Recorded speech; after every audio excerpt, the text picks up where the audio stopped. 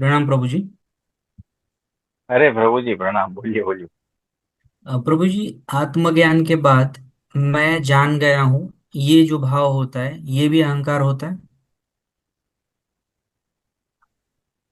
देखो, आत्मज्ञान के बाद है ना, आप उनको पूछोगे ना तो यही आंसर आएगा कि मैं कुछ नहीं, मैं कुछ जानता ही नहीं।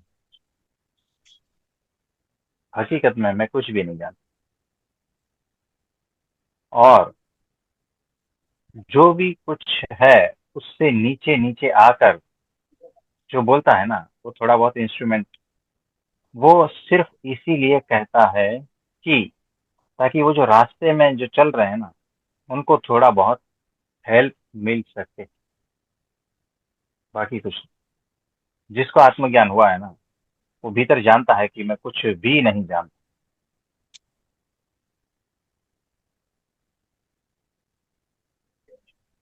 जी। यानी आप पूछोगे ना, ये परमात्मा ये वो सब सारा कुछ नहीं जान, क्योंकि वो अज्ञेय है। जाना ही नहीं जा सकता। ऐसा है, वो कैसे कह सकेगा कि ऐसा है? नहीं। वो, उसे पता है कि मैं कुछ भी नहीं जानता। और जिस दिन आपको ये पता चल जाएगा ना कि मैं कुछ भी नहीं जानता, समझना कि वही जोन में हो आप, आत्मज्ञान वाले जोन में हो। जी। है ना? वहां पर मैं जानता ही नहीं, जानने वाला जो ये सारा कुछ है वो ज्ञान स्वरूप हो जाता है। और जो कहता है ना मैं जानता हूँ जानता हूँ जानता हूँ, वो थोड़ा अहंकार वाला पार्ट है। लेकिन सत्पुरुष का अहंकार भी जो है ना, वो निर्गुण होता है। वो सिर्फ इंस्ट्रूमेंट के हिसाब से यूज करते हैं, बाकी कुछ नहीं। तो ऐसा है।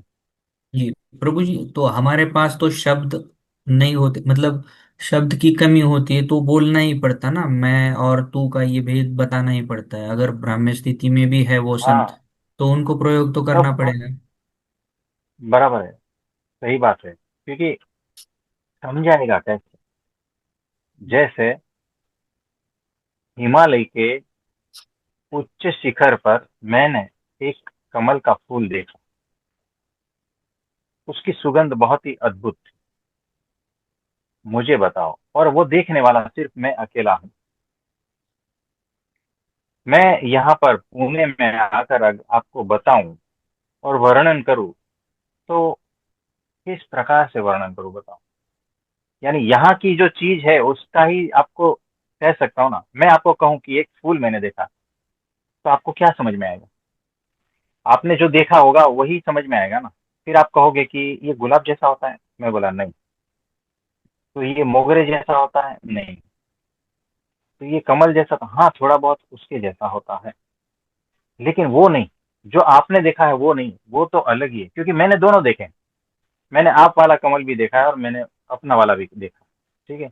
और मैंने दोनों की सुगंध महसूस की है, मेरे वाला भी और आप वाला भी। आपको सिर्फ आप वाले का ही पता है। तो उस देश की बात मैं आपको किस तरह से समझाऊं बताओ? तो कुछ भी जो है, आपने जो देखा है, आपने जो महसूस किया है, उसकी बात ही कहूंगा ना। जिस शब्द में आप समझते हो उसी शब्द का प्रयोग करूंगा ना। तो थोड़ा बहुत आपको आइडिया आएगा। फिर आपको भीतर से ऐसा लगेगा कि हाँ, मुझे वो कमल का फूल देखने जाना है हिमालय पे। फिर आपके भीतर वो प्यास उठेगी। फिर मैं क्या करूंगा? आपका हाथ पकड़ूंगा, चलो अमल भाई, हम साथ चलते हैं।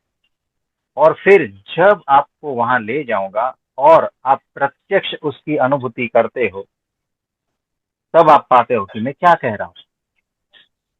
है ना? तो ये बात है।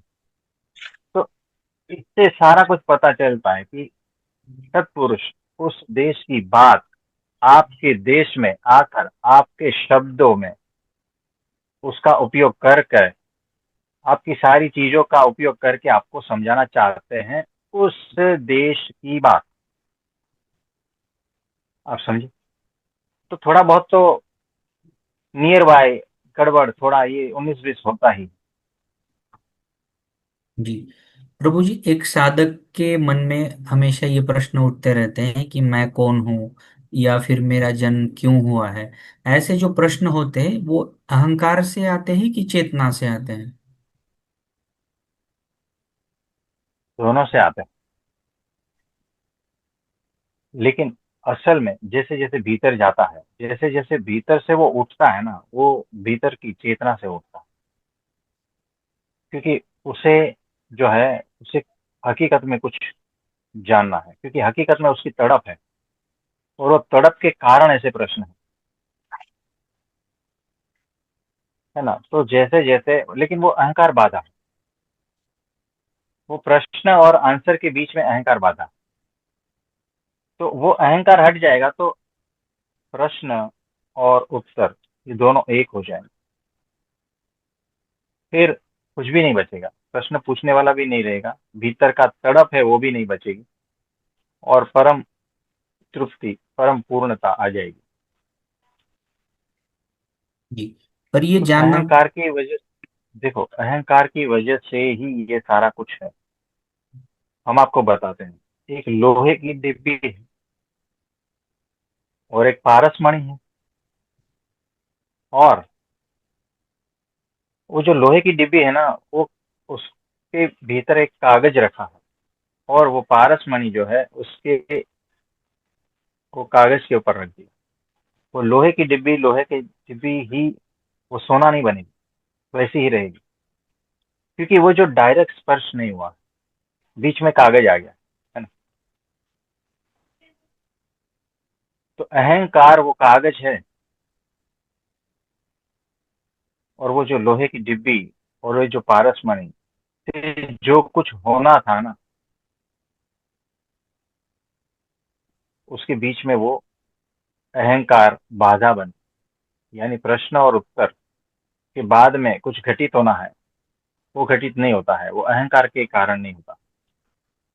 तो लोहा लोहा नहीं बचेगा अगर कागज हट गया ना, तो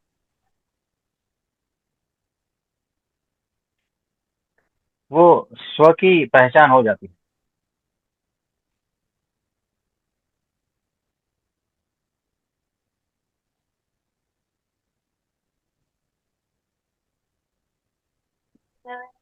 और कुछ पूछना चाहते हो?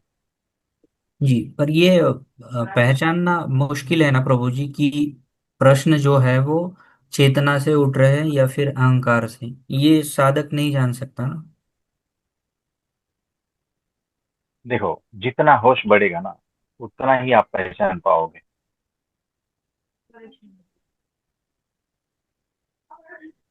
होश जितना कम, वो लाइन आपको पता ही नहीं चलेगी, कहाँ अहंकार है कहाँ स्व है, लाइन नहीं पता चल पाएगी। तो वो जो लाइन है, जो मार्किंग है, उससे भी पार दृष्टि चाहिए, उससे भी पार वो होश चाहिए। और वो सत्संग से धीरे धीरे ये बढ़ता रहेगा, और ऑब्जर्वेशन से, होश से वो बढ़ता रहेगा। जी प्रभु जी, धन्यवाद प्रभु जी। हाँ जी, नमस्ते। और किसी का कोई प्रश्न है तो बताइए। प्रभु जी, अगर अहंकार मिट हाँ जी। गया तो उसके हाँ, बाद उपासना और भक्ति कौन करता है? देखो, उपासना और भक्ति जो है ना, वो एक ऐसी चीज है जो अहंकार को हटा देती है। फिर वो, जब अहंकार हटने के बाद में, वो ऑटोमेटिक होती रहती है। ब्राह्मी स्थिति, यानी, और परब्रह्म, उसके बीच में जो होता है ना, उसी को ही भक्ति कहते हैं। उसमें बीच में एक ऐसा चीज है, जैसे निवाला है, मुंह में डाला है, चबाया है, गले के नीचे उतारा है, उसके बाद में जो होता रहता है ना, उसको पचन कहते हैं। वैसे ही जो उपासना है, वो ब्राह्मी स्थिति तक पहुंचा देती है।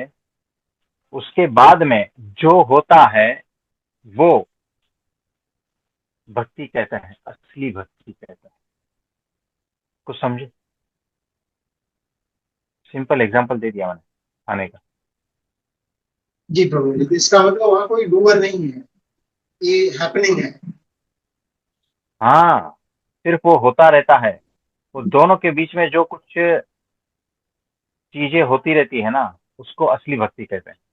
वो भक्ति, ये भक्ति जो माया वाली भक्ति है, जो लोग भक्ति समझ रहे हैं, वैसी नहीं है। वो कई गुना दिव्य है। वो बात ही अलग है। वो तो जब जानोगे ना तभी पता चलेगा। उसकी कोई व्याख्या नहीं, क्योंकि मैं आपको बता नहीं सकता। वो चीज ऐसी है। इसीलिए हमने कहा कि गले से नीचे उतार दिया। उसको जब हम पचन कहते हैं, अब पचन में क्या हो रहा है ना, वो हो रहा है बस।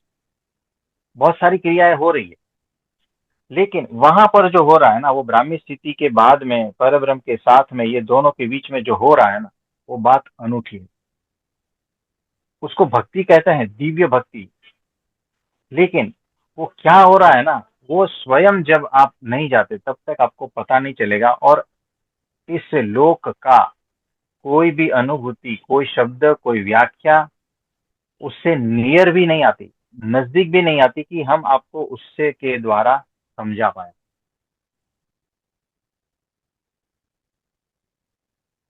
क्योंकि वो चीज हम देख के आए हैं। वो जो है ना, वो हम उसमें है। हम इसको क्या कहें अभी, कि वही वो हो रहा है, उसमें हम निरंतर है इसी वक्त। ये ऐसा है। और कुछ पूछना चाहते थे? धन्यवाद प्रभु जी। और किसी का कोई प्रश्न है तो? हेलो। हाँ हेलो। जी, प्रमोद भाई बोलिए। गुरु जी, परमात्मा सर्व करता हरता होते हुए भी परम अकर्ता है, कैसे? देखो, यहाँ की बात कहे कि कर्ता हरता, या जो है मतलब वो कर्ता, वो अहंकार के रूप में हम समझ रहे हैं, लेकिन वहां तो सिर्फ और सिर्फ कर्ता हरता है। वहां अहंकार नहीं है, इसीलिए जो है ना अकर्ता है। तो आप सभी को मेरा नमस्ते, प्रणाम।